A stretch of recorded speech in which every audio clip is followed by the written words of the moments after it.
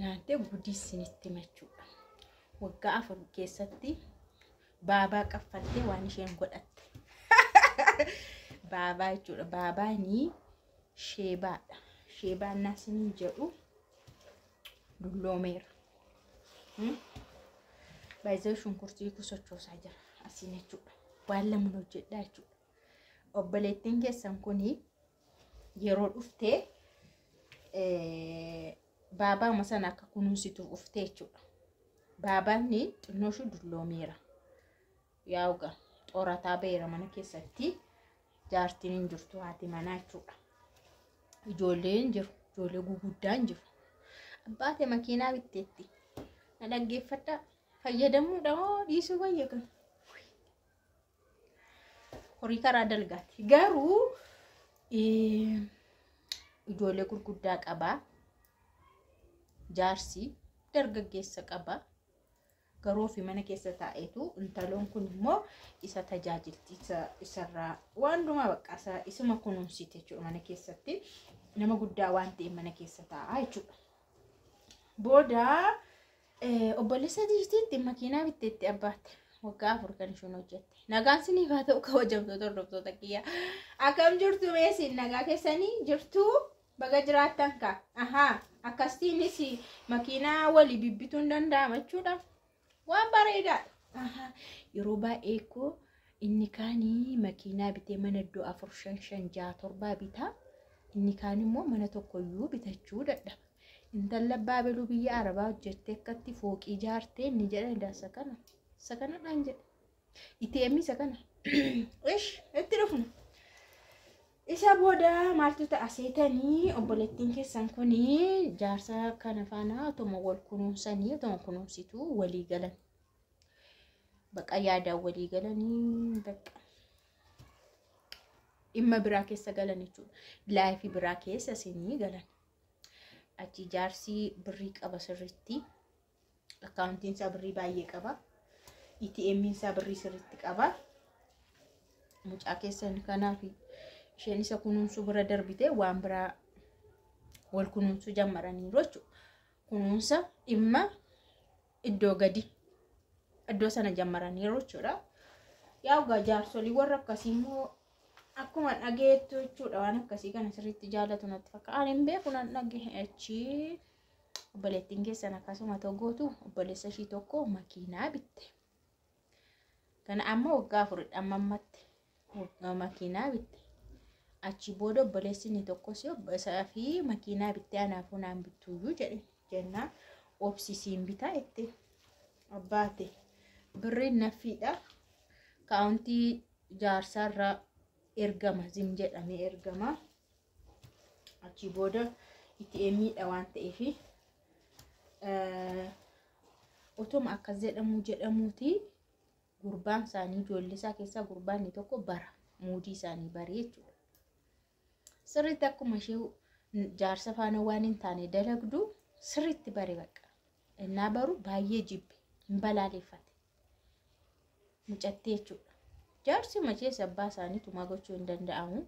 Intaloo baay'ee jibbanii waan godhan dhabanii arrabsanii warrakaa bubbutanii amma naacaqanii baqa beektumti saree gabaa lixxee moo saree bataskaana lixxee kunis jedheetti iyyee baqa saree bataskaana lixxee godhu wadarkaa fuudhanii jechuudha intala sanaa. Achi booda jaarsa abbaa isaanii harkaa immoo wanti fuudhan akkanuma kennuuf hin dandeenye itti kennuus hin dandeenye kaardii isa sanaa ATM isa sanaa harkaa fudhatan. Achi booda baqa intaloodhaanii akkamitti waan hin taane dalagdaa jedhan keessumaa baasanii waan haraama maaliif dalagdee waan hin taane maa dalagdee maafi akkas gootaa jedhan. Yaa'u dubbachuu kan qabanis isheedha jaarsii dulloomeera waan ta'eef. Achi booda dhiifama gaafatte. Umaa gochuu hin danda'anii akkas dhiifama intineenna abbaan isaaniis baqa.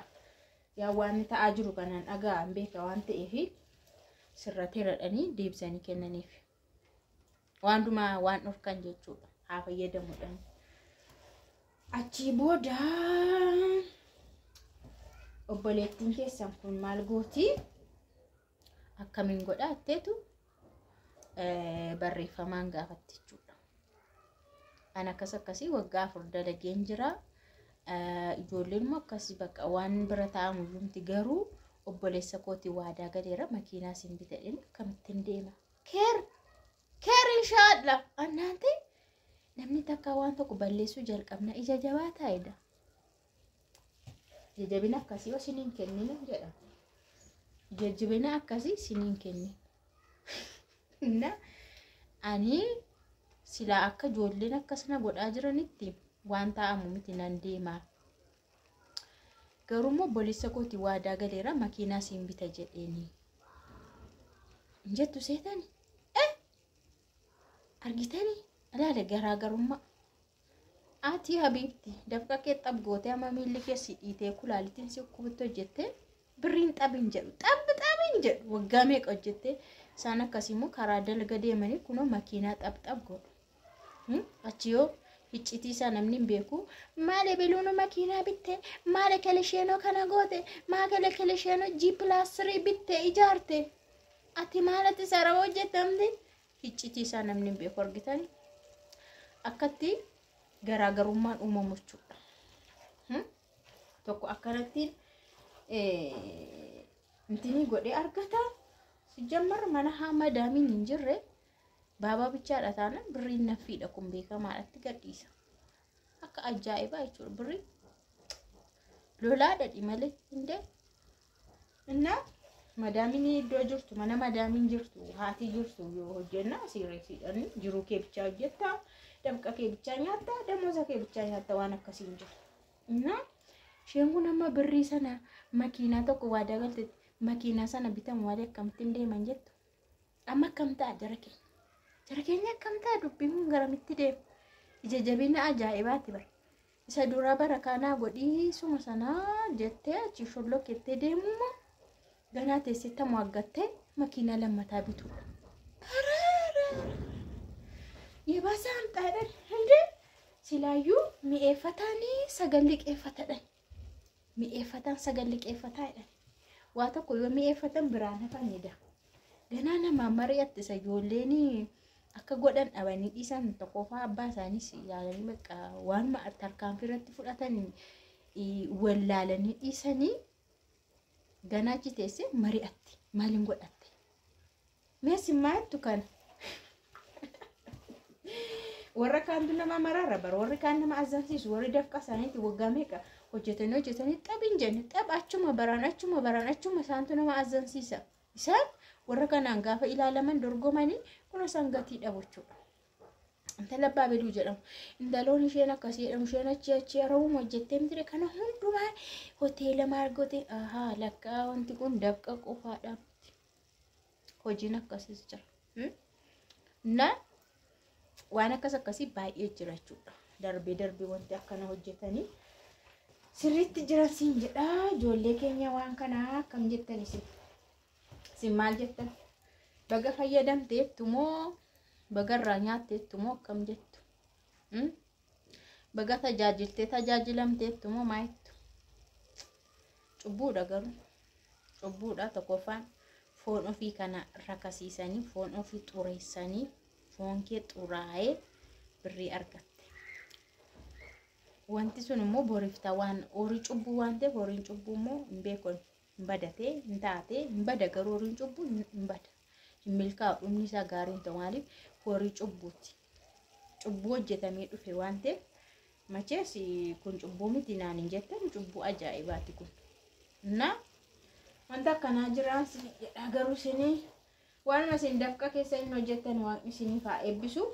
Suma miilli keessan hin ta'ee kaleen keessan sun dhukkubee dugdi keessa mataan keessan sun dhukkubee guddichi waaqayyo suma isiniif haa eebbisu garuu waan akkanaas jiraan isiniin jedha. Mudannoo ajaa'ibaati. Waggaa meeqa hojjetee namni makiinaa hin binne akka karaa kanaan makiinaa bituun isin danda'amu.